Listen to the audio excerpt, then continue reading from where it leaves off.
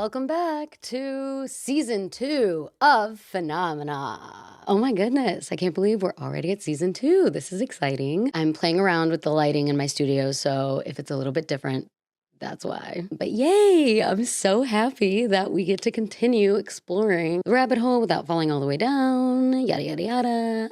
Phenom-announcements. Ooh, I feel like it's been a while since I said that, even though it's been 1 week, because literally last week we released the Phenomena episode, which go check that out if you haven't yet. It was fantastic. Love it. Definitely going to keep doing it. It's so awesome to read all of your guys' personal stories. So definitely keep sending them. But as far as Phenom-announcements this week, I wanted to call out my hairstylist. And I'm pretty sure the salon she works at is a small business because I'm pretty sure they have like 1 location, maybe 2. But her name is Caitlin Rain, which is like the coolest name ever. And she's the coolest person ever.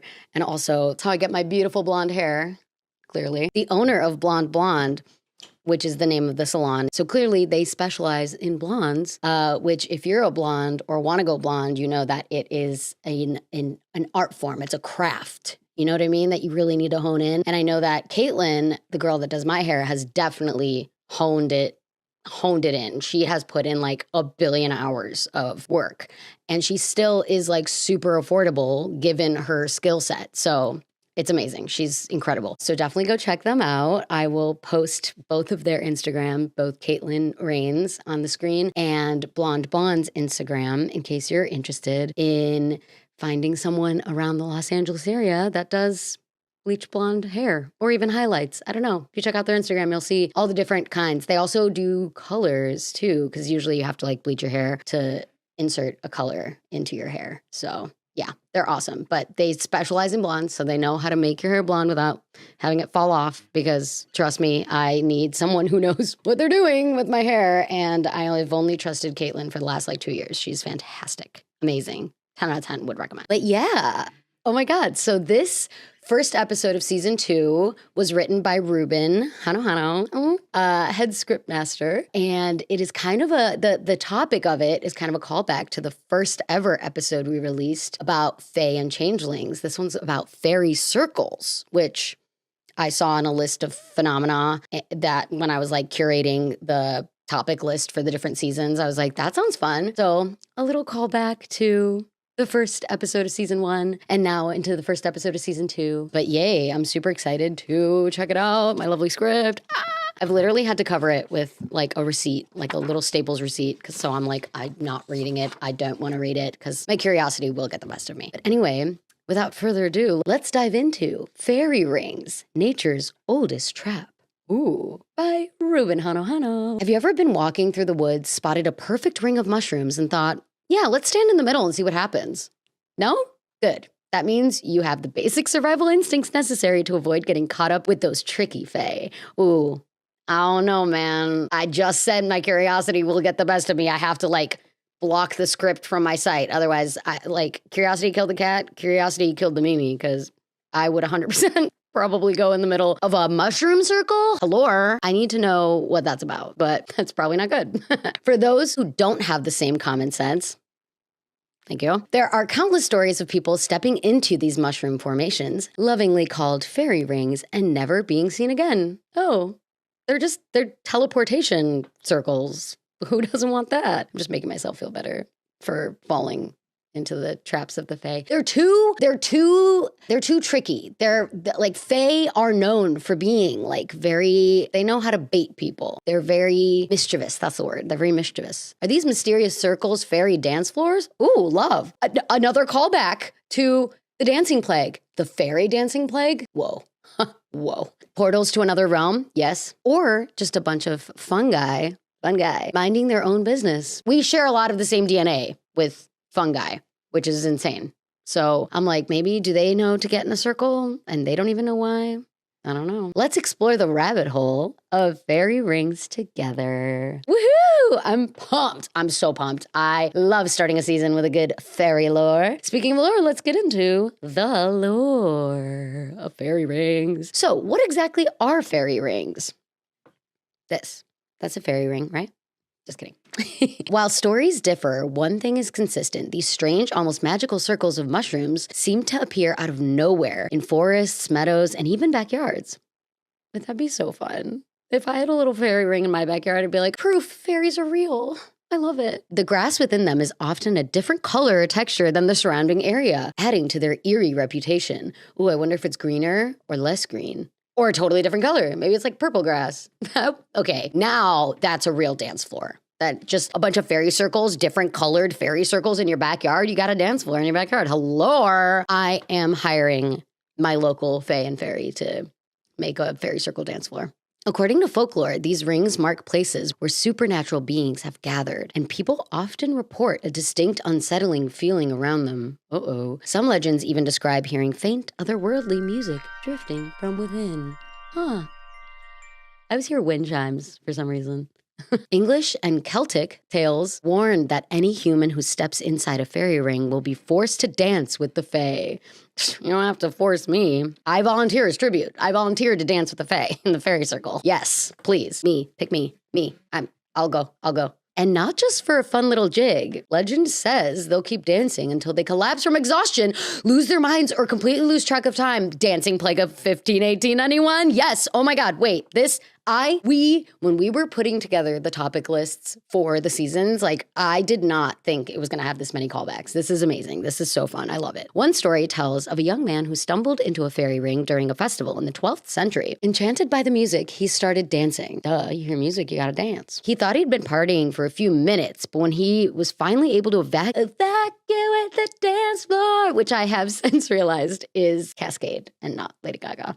50 years had passed. Shut up. This isn't bold.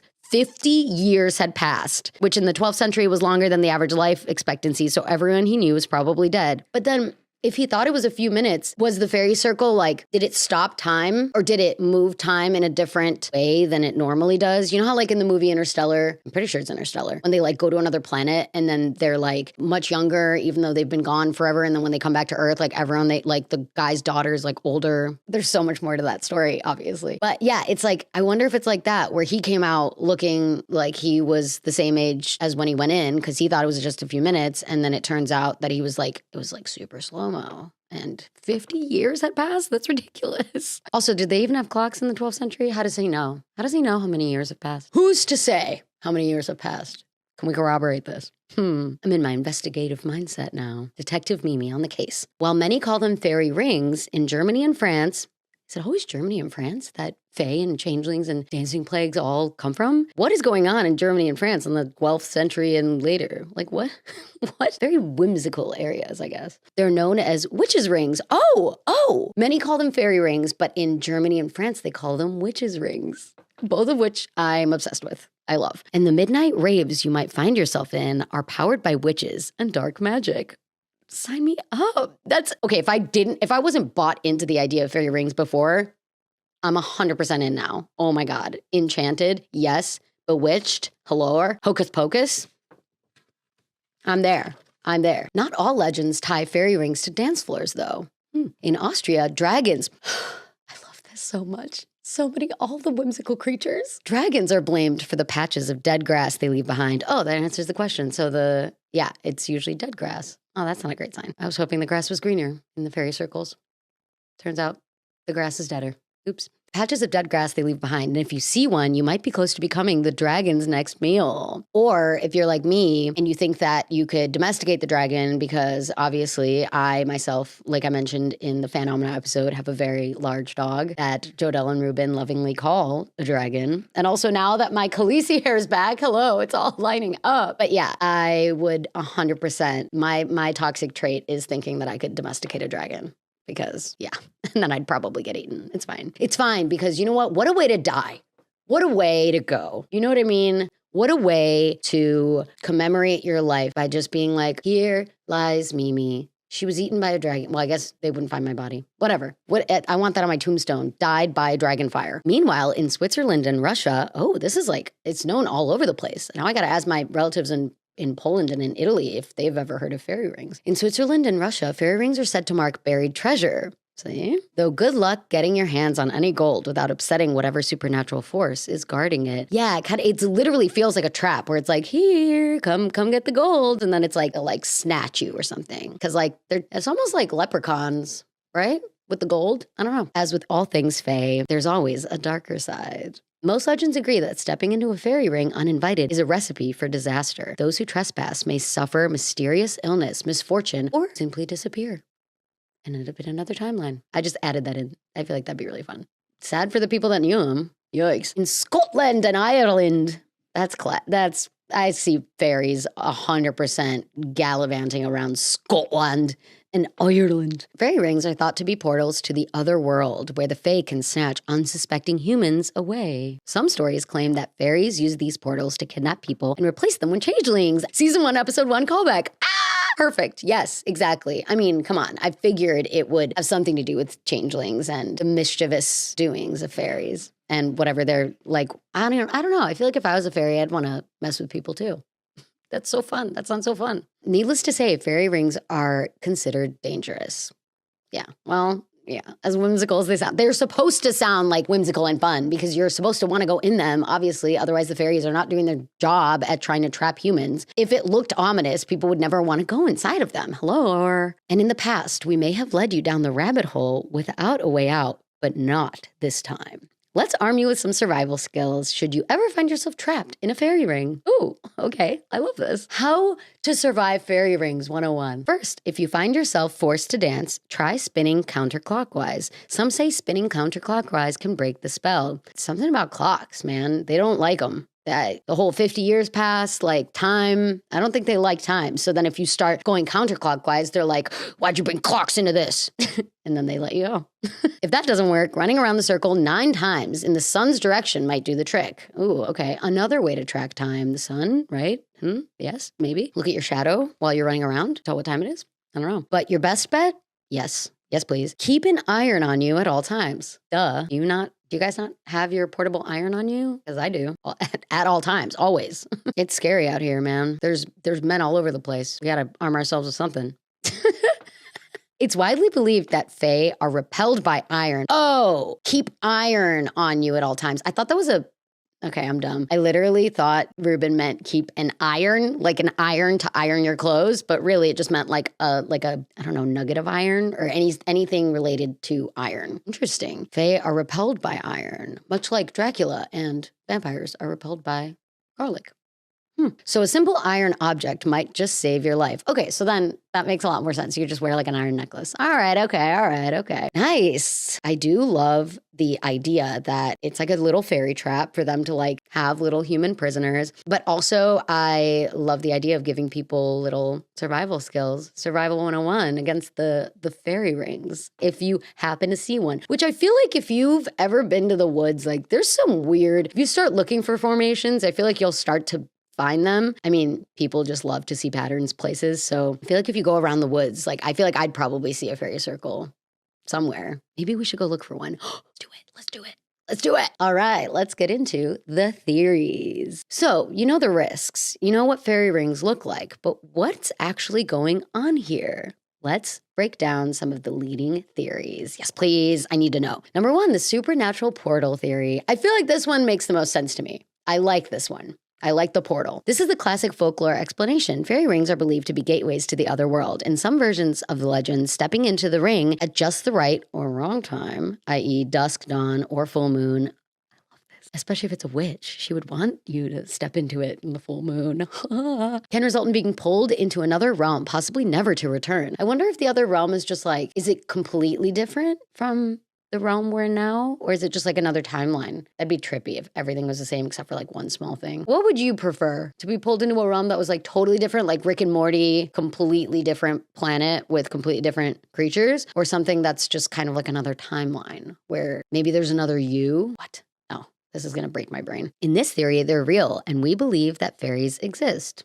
Duh. And honestly, doesn't this fairy dance floor sound better than reality? Yes, thank you. See, Ruben, I knew you'd be on board. I 100% agree with that. Yes, 100%. Let's get into the fairy ring dance floor. I am obsessed with this idea. I'd personally rather be dancing with fairies than whatever the heck is going on IRL, which I know that acronym. It means in real life. Look at me, hip with the times and all. But I know better than to crash their party uninvited. True. Yeah, I guess you have to be invited via fairy circle. So I'm going to invite people to my wedding. I'm going to employ the fairies to leave fairy circles outside of their doors. And then when they come outside of their doors, they'll be like, oh my God, oh, fairy circle, this must be Mimi's wedding invitation. Be on the lookout.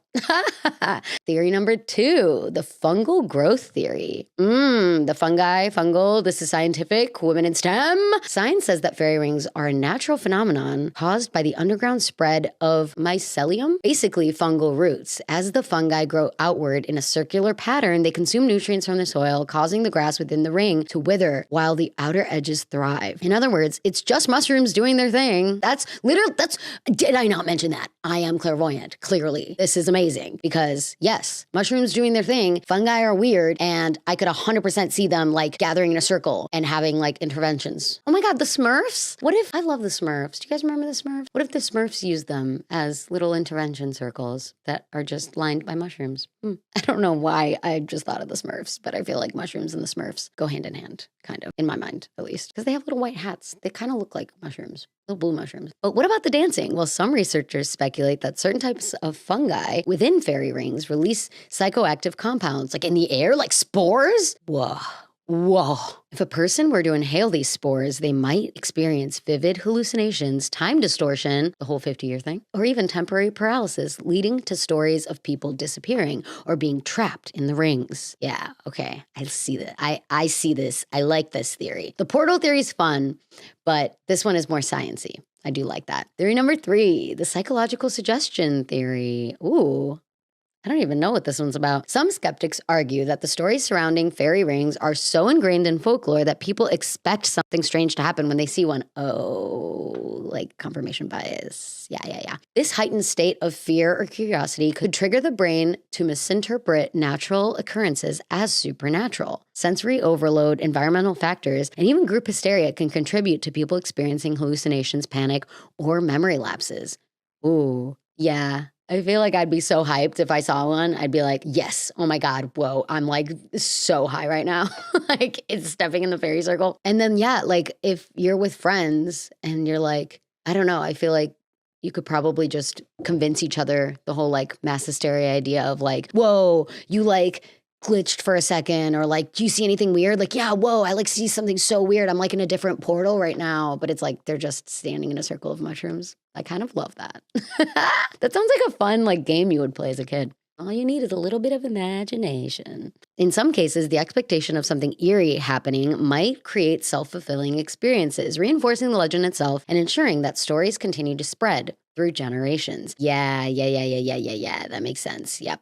Especially if you like go during a full moon because you like read or someone in your family tells you about fairy rings in like a story. And so you go and then you find one and it's like a full moon. And then like if you think something eerie happens and like an owl happens to like fly by or something, then you're like, oh my God, oh, it's the fairies, it's the witches. You know what I mean? Like you're just kind of like looking for reasons to believe. Basically, if you think you're about to get whisked away by fairies, your brain just might make it happen. Placebo. That's the word. Yep. That makes sense. That's so fun. I would love that. I honestly, like I said, I mean, if I was a kid and I saw a little ring of mushrooms, I would 100% probably like imagine that I was whisked away by fairies or that we had a fairy dance party. Yes, all the way, 100%. That sounds epic. Yay, little fairy rings. Again, I would 100% be one of the people they would target because I would willingly walk into a fairy ring, 100%. Especially if the mushrooms are like, I don't know, the like little red caps with the white dots, which are those poisonous or not? I don't know. I have zero survival instinct, clearly. What if they were like all colorful and stuff? Like, that's even more enticing. I don't know. All you need to do is present a colorful mushroom circle and I'm in.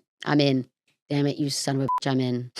Awesome. Well, whether you believe that fairy rings are all about partying fairies, trippy fungi, or the imagination, the lesson is clear. Don't step inside. That is a good suggestion. I think I will be doing the exact opposite of that. Just kidding. Let the fairies party in peace. Don't try shrooms.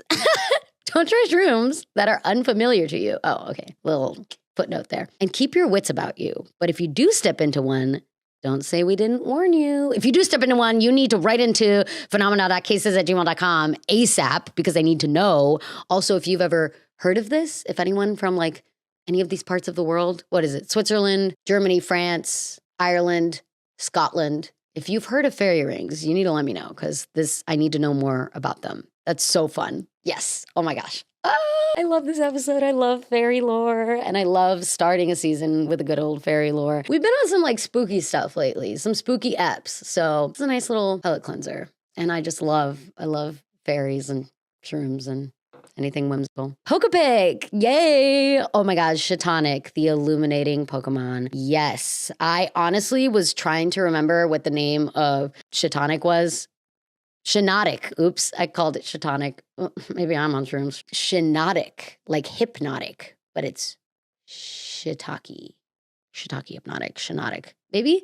I feel like that makes sense as to how they came up with the name. I love that Pokemon. It showed up in Sword and Shield in the fairy town, I think it was called like Balloona. I loved that town. That was my favorite town ever. Like everything like illuminated. Shinotic has a lot of spore abilities from my understanding, as a lot of the like grass type have, because I'm pretty sure it's fairy and grass. And so the spores are like, I think it has like a sleep spore, a poison spore, a paralysis spore. But I'm sure there's just a spore that makes you feel all wacky and kooky and like you want to dance in some fairy rings. If I saw a bunch of Shinotic gathering and they were illuminating and they had little glittery spores coming out of them, like there is 0% chance I would avoid that. I'm sorry, Ruben, I know this is good. This is good for us to tell you to avoid it. I cannot say the same about myself, nor can I say that I would follow our own advice because it just sounds too enticing. It's too good to be true. Maybe this is Ruben telling me like specifically like don't step inside, Mimi, which heard. I get it. So much fun though. Yay. Oh, that was lovely. What a good Pokepic. Pokedex entry. Ooh, forests where Shinotic live are treacherous to enter at night. People confused by its strange lights can never find their way home again. But see, that's so much fun. They like light up all different colors and like it's at night and it's all like fairy lights and I don't know that I'd want to go home at that point. I'm just going to live in the forest with the Shinotic. Don't mind me. Of course, as I mentioned before, we have an email, phenomena.cases@gmail.com. Please write in with any questions, comments, listener tales, or for the Phenomena episodes at the end of each season. If this episode sparked any memory of any fairy circles or anything related to fairy circles for you, or if it just reminded you of a phenomenon that you yourself have experienced. We have a Patreon, which we just added a $2 paid Patreon level tier, $5 Patreon tier. And of course, there's always the free one for everyone. And if you join, you get access to our Discord where you can also connect with us. There's a lot of fun channels on there. There's a Pokepic channel. There's a personal phenomena channel. There's a reactions to episode channel. There's like a foodie channel. Like there's all types of stuff. I remember on the Discord, Bananazar, which is one of my Discord friends who joined the Discord via the Patreon, the free Patreon. I think it was after we mentioned for Unfavorable Semicircle? No, I think it was for Polybius, the glitch Pokemon. I forgot what it was called. Shoot. But yeah, the glitchy one. They mentioned that there's like a bunch of different Pokemon lore, and there's like a Pokelore like Wikipedia type of site. I forgot what it's called. Oh my gosh, I have the worst memory right now. Jesus, it's the Shinotic. It's the fairies. But they were mentioning there's a lot of different Pokelore, like Mew under the truck. That's one of them. I can't think of the other ones. But if you go on the Discord, you'll see we had like a whole discussion about the different Pokelores on that like exist within the games. A lot of them appear in like Pokemon Red and Blue, I think, or Red and Green. I don't know. Red's on there for sure though. That's a very long-winded way of saying join our Patreon and connect with us on Discord. And also on Patreon, I post like the Pokepic and podcast episodes are on there. If you don't have Spotify or Apple Podcasts or any other podcasting thing, you could just listen to them on the Patreon. They are for paid members, but like I said, we just added a $2 one. So yay, for $2 a month, you get all that and some extra reels. Come on. It's a no-brainer. New episodes come out every Wednesday at 6 p.m. PST. And next time on Phenomena, ooh, this is new. I love this. We can start hinting at what the next episode is going to be about. Yes, I love this. So next time on Phenomena, we're going to be talking about the lost city of Atlantis. Oh, I'm so pumped for that. Heck yeah, dude. Can't wait. And of course, remember, you can always explore the rabbit hole without Falling all the way down. That's right, kids. Well done. Good job. Keep your wits about you. Don't walk into fairy circles. I was going to say semicircles. There's a lot of circles going on in the phenomena world. Stay safe, and I'll see you next week. Thanks so much for joining. Bye.